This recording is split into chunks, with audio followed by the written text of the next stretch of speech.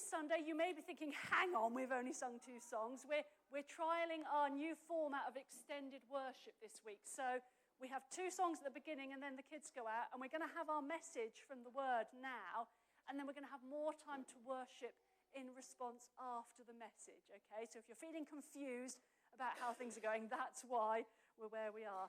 I'm just going to very quickly share before I get into the Word that this evening is our monthly prayer hour. That will be here, 7 till 8 p.m. We would love to see some of you here for that, to just pray to God, to seek God, to listen to him, and to meet with him. So please do come back at 7 for that. But we're going to get into our message for today. Now, you may remember several weeks back now, after we'd had our Leaders' Weekend away, and hopefully it will appear on the screen in just a moment, the computer's just catching up, that after our Leaders' Weekend away, we'd sought God for what's God wanting for us as church in this season? Where is God leading us? And we felt that God was saying to us 3 things at this time, that he said to us, it's time to stir up Sundays. That's partly why we're sometimes doing this slightly different format, to have that longer time of worship at the end. And we also felt God was saying, it's time to get serious about discipleship. To actually say, come on, we should be discipling each other. We should be being disciples of Jesus. And finally, it's time to be brave, that we might do some brave things in that. Now, our series that we're looking at for all of this term, actually, in our teaching, is kind of in response to that call to get serious about discipleship. And we're rooting all of our teaching this term in a resource, an online resource called Practicing the Way. So there's a book called Practicing the Way by John Mark Comer. Some of you may know. Anyone read The Ruthless Elimination of Hurry? Were you all too busy to read it? Yeah, Amazing book that came out a few years back now.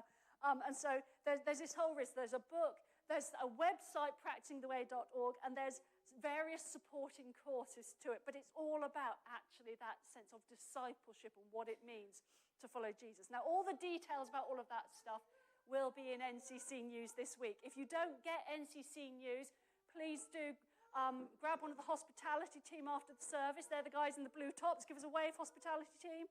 They can help you get onto the website and sign up for our mailing list so that you can get NCC News with all the details.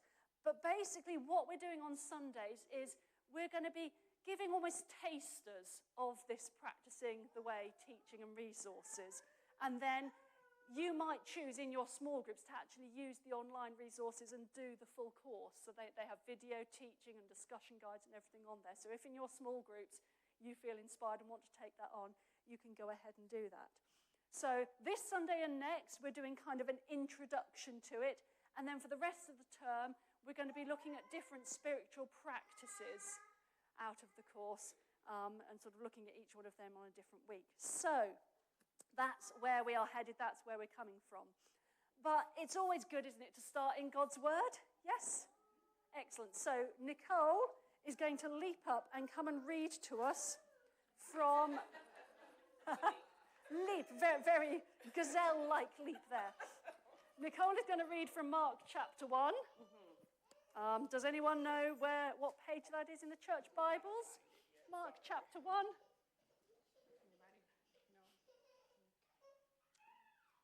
Anyone found it? Shout it out when you found it. 1002.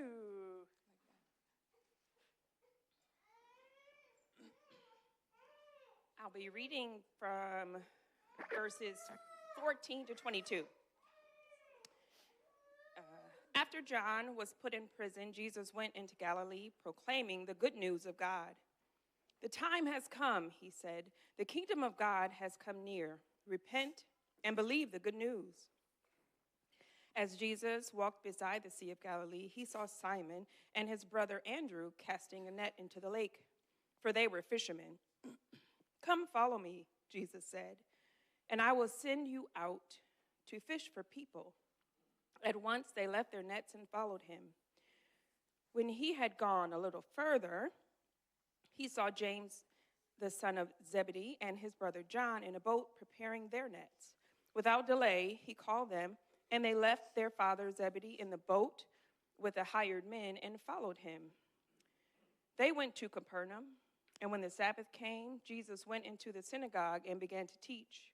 The people were amazed at his teaching, because he taught them with one who had authority, not as the teachers of the law.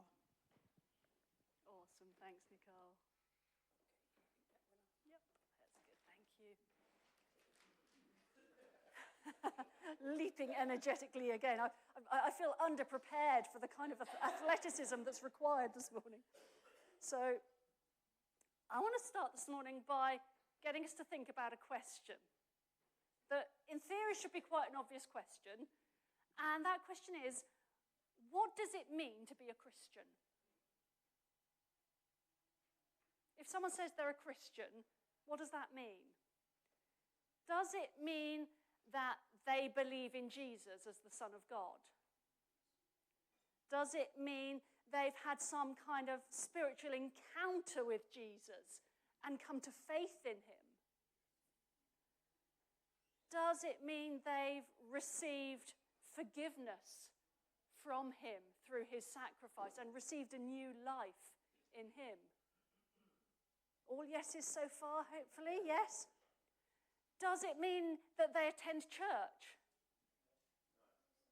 Not necessarily, although hopefully it's kind of a good idea to come along to church. You see, the whole concept of saying someone is a Christian is the original followers of Jesus did not call themselves Christians. Do you know what they did call themselves? Does anyone know? Followers of the way. They called themselves followers of the way.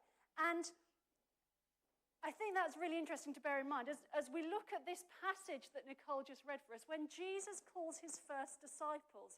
Because I don't know about you, but I've always, when reading this, looked at it, and it seems a bit wild and crazy that Jesus poodles along, and here's these two fishermen, busy going about their business, and this random guy comes along and says, hey, come and follow me. And so they drop their nets and off they trot. I'm sorry, if I came up to you, if you didn't know me, and I came up to you and said, hey, Steve, come follow me, what would you do? Because I'm that amazing. You're retired, so you'd be up for it. It's a bit weird. If a random person came up to you and said, come follow me, I mean, you might even just assume, oh, they just want me to follow them to where they're going right now, wouldn't you? You'd be like, oh, okay. You know, if Brian came up to me and said, come follow me, I'd assume that he wanted to point out a problem with the plumbing in the ladies' bathroom. You know? It's all really weird. And the fact that they just drop everything. They drop their, because that's what that means. They leave their nets behind. It meant they left their livelihood, their work, to follow him. It's a bit of a weird thing. But we need to understand this passage not in modern day UK, but in ancient Israel. Now, just to give us a bit of a sense of the culture and what was normal at the time. So if you were growing up as a Jewish child in ancient Israel in the time of Jesus, from a very young age, from about 5, 6 years old, you would have attended Bet Sefer, or the house of the book, a bit like Sunday school.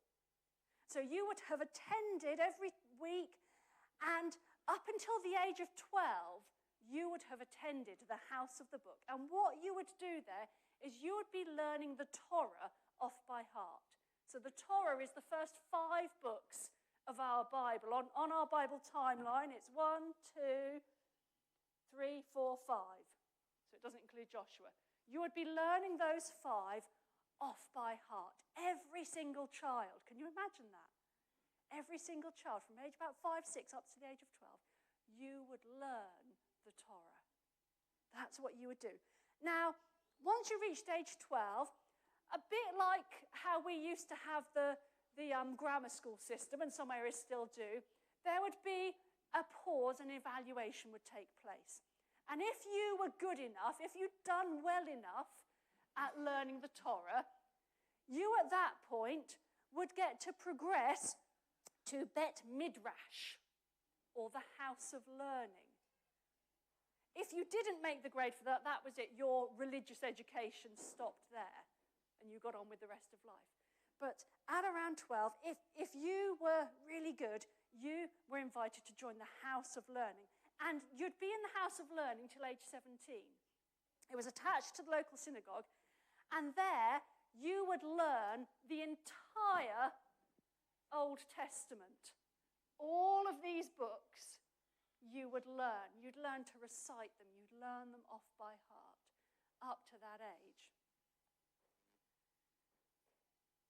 At that point, when you hit 17, again, there was a filtering process. Most people at that point, that was it. You were done. You'd completed your Jewish education.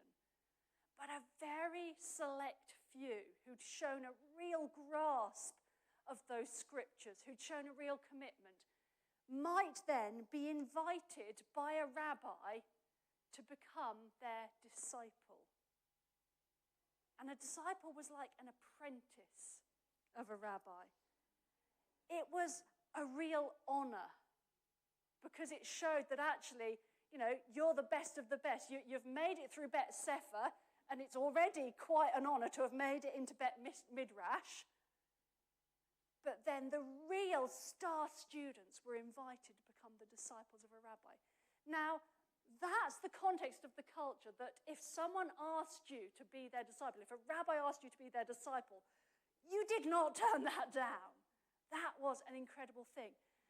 And so when Jesus comes to these guys, Simon and Andrew and the others who we heard about in the passage, and he says, "Come, follow me," it's not just him walking by saying, "Hey, come on, follow me." That was actually the formal invitation, and they would have recognized it as such, of, "Come and be my disciple. I'm a rabbi. Come and be my disciple." And we actually know in Mark's gospel here, this is the first time we see Jesus speaking with Simon, Andrew, and the others. But actually, if you read the other gospels, so the other three gospel writers who also told the story of Jesus' life, we know from them that this wasn't the first time they met Jesus. It wasn't that he went up to some random guys who'd never met him before. They'd already met, they already knew him. And so they, having seen, they recognized him as a rabbi, were accepting this invitation to be his disciples. Make sense? So that's what's happening here. Now, we need to understand something about what it means to be a rabbi, to be a disciple of a rabbi. You see, following a rabbi wasn't a belief decision. They already had their belief. They'd already learned all of the scriptures. It also wasn't like the Bet Sefer and Bet Midrash. It wasn't a school that they attended. It wasn't lessons that they went to. To be invited to follow a rabbi, to be a disciple, meant that you committed to actually live life with your rabbi. And so you would have all of these different rabbis, and it would be quite common to see rabbis walking along the road with their little group of disciples walking with them. And they lived life together. They journeyed together, they ate their meals together, they prayed together, they stayed together, they did all of life together. And the heart of what your learning was about at this stage wasn't about learning the scriptures, because you'd already done that. You could sum up what being a disciple of a rabbi was like with these three ideas. Your first job as a disciple was to just be with your rabbi, to live life with them, and then to become like your rabbi. And out of that, to do as your rabbi does, to be with your rabbi, to become like your rabbi, and to do what your rabbi does. And I think we need to translate that into what it means to be a Christian. Because to be a Christian, to be a follower of Jesus, isn't simply to say, "I believe this." To be a Christian isn't simply to say, "Yep, I I attend church and I study the Bible. To be a Christian is to be a follower of Jesus, to have Jesus, if you like, as your rabbi, and to be his disciple, and to be with him, to become like him, and to do as he does. Living our whole life in apprenticeship to Jesus. And I think maybe we get that, but I wonder if you, like me, are rather prone in your discipleship journey with Jesus to, when you look at these three kind of principles of what it means, to jump to the last one. Say, right, I'm a Christian, I'm a follower of Jesus, therefore I have to do what Jesus does. And anyone remember the trend? I'm probably showing my age now because I doubt it's still a thing. But you had the wristbands with WWJD. Come on, confession time. Who had one of those? So that every time you put out your hand, you're reminded, what would Jesus do? WWJD. We jump straight to thinking, right, I've got to do the things Jesus did. I've got to follow his example. And we perhaps forget there's these steps before. Be with him. Become like him. And do as he does. We need all three.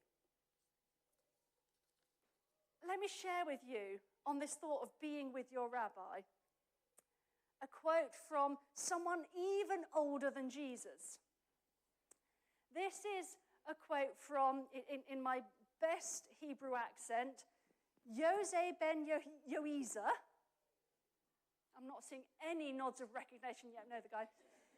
He was a Jewish rabbi 2 centuries before the time of Jesus. So he was right at the beginning of the formation of what rabbi culture was, what it was about to be a rabbi.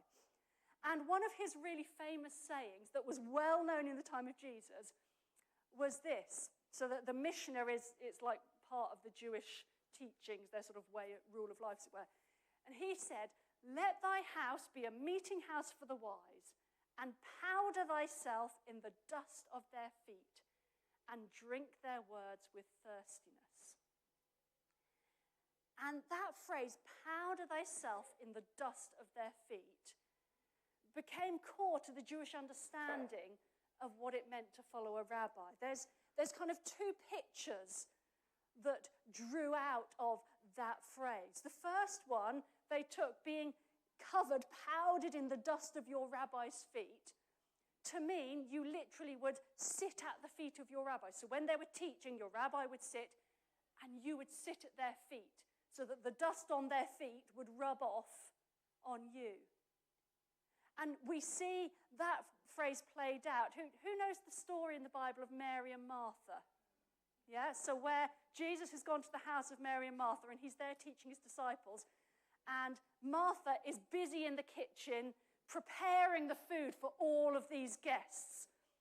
And Mary, her sister, is in the other room with Jesus and his disciples, and it says she was sitting at the feet of Jesus. That doesn't mean she happened to have picked the spot right by his toes. That phrase, sitting at the feet of Jesus, meant she was being his disciple. She was walking so closely with him that the dust of his feet was rubbing off on her. And Martha, of course, as we know, I always like to think Martha was clattering the pots and pans extra loud while she was preparing the food, just to make sure that everybody could hear that she was working. But Mary was sitting at the feet. That's why that's such a significant phrase there, to tell us that actually it means Mary was his disciple.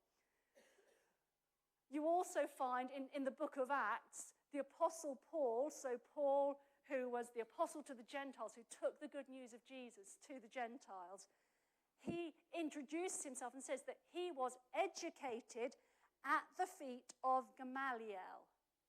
And Gamaliel was a really well-known rabbi around that time. So Paul had been a disciple of Gamaliel, and the way he expresses it is he was educated at the feet of.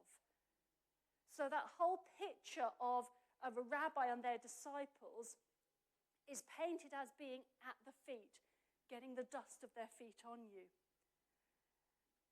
You also find in Jewish culture this beautiful picture of not just sitting at feet, but actually walking so closely behind your rabbi. And you would see the rabbis walking along with their disciples, following closely behind, copying their footsteps almost, that you were walking so close that as they walked along the dusty road and the dust was kicked up, walking directly behind them, you'd get the dust blown up in your face. So that's the picture of what it means to be with your rabbi. Do you get that picture? Do you see what? Yes, so it's not just going to your rabbi's lessons. It's not just reading their books. It's to be so close to them, sitting at their feet, walking so closely behind that the dust on their feet rubs off on you. That's what it meant to follow a rabbi. And so I'm loving the song from downstairs. I'm feeling maybe we should pause and join in. So be with your rabbi, and that leads to becoming like your rabbi, doesn't it? When you're that close to someone. How many of you know that the more time you spend with someone, the more like them you become? Have you found that if you spend a long time with particular people, you kind of, I can see Paul and Clara looking at each other going, well, I've tried to avoid it, love, but yeah, it was inevitable, yeah. But have you found that when you've spent more time with particular people, you pick up their phrases or their way of thinking, yes? How many of us, it's confession time again, how many of us, when we go back to our original place of birth with our parents or whoever, suddenly find we slip into the local accent again? Yeah? Yeah, or even just talking on the phone, your accent changes when you're back with, yeah? Because when you're with people, you just naturally pick up and become like them again. And as an apprentice, as a disciple to a rabbi, that was your whole goal. That by spending time with them like that, you picked up their habits. You mimicked deliberately their life. We do it subconsciously, but as an apprentice, as a disciple to a rabbi, you would deliberately do the same things they did to become like them. So you would eat when they ate. You'd work when they worked. You'd pray when they prayed. You'd rest when they rested. You'd follow their journey. You would mimic their lifestyle and become over time so that you'd just naturally be like them, because you'd spent so much time with them. And so that then, do as your rabbi does, becomes natural, doesn't it? Because you've become like them. So it's not trying really hard. What would Jesus do? I'll try really hard to do the things that Jesus did. But actually, by being with him, by walking so closely to him, that dust gets up our nose. We've become like him. And so doing what he does becomes natural. And the final goal of being a disciple of a rabbi was to do as they did and to go on and become a rabbi yourself. And so it's really interesting where we look right at the end, just before Jesus left his disciples. He says this to them, a passage I'm sure many of us are familiar with, that he came to them and said, "All authority in heaven and on earth has been given to me. Therefore, go and make disciples of all nations, baptizing them in the name of the Father and of the Son and of the Holy Spirit, and teaching them to obey everything I have commanded you. And surely I am with you always, to the very end of the age." The disciples have been disciples of Jesus. And then his call to them is, okay, now you go and make disciples. Notice he says, go and make disciples. He doesn't say, go and make believers, or go and make church attendees, or go and make students of the law. He says, go and make disciples. Disciples who are following a rabbi. And it's important to distinguish at this point that it's not that those disciples become the rabbi that we all follow. No, we follow Jesus as our rabbi because he says that, I am with you always to the very end of the age. Each of us is called to become his disciple. And so coming back to that passage where we started, Jesus called his first disciples, come follow me. That invitation to walk with him, to do life with him, to be so close to him that you just become like him and end up doing as he does. That's the invitation. That's the call to each one of us. It's not an invitation, will you believe in Jesus? It's an invitation to follow him, to be his disciple, to live life with him, to journey with him, to eat with him, to stay with him, to pray with him, every aspect of your life. And so the question I have for us this morning is, will you? Will you follow him? Hopefully you already believe. But will you follow him? Will you be his disciple? And as we saw with those original disciples there, they had to leave their nets behind to do that. And maybe for us, to be his disciple, to make that commitment in following him with all of our life, it means leaving some nets behind. It means making some sacrifices to make him the focus of our life. And as we said, our heart for what we feel God is saying to us as church at the moment is it's time to get serious about discipleship. It's time to actually decide, am I just coming along to church on a Sunday and hearing some nice teaching and enjoying some warm, fuzzy worship and then cracking on with the rest of life? Or am I truly seeing Jesus as that rabbi who I follow, who I walk with day by day, who I've left some nets behind for? And it's time to be brave, because that kind of decision takes courage, doesn't it? To make sacrifices, to make that commitment to him.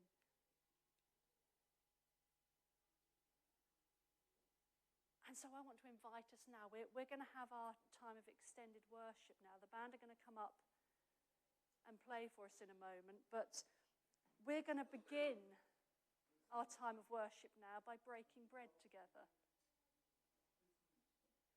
Remembering, as we're called to make that sacrifice to follow him, that actually he sacrificed everything for us first.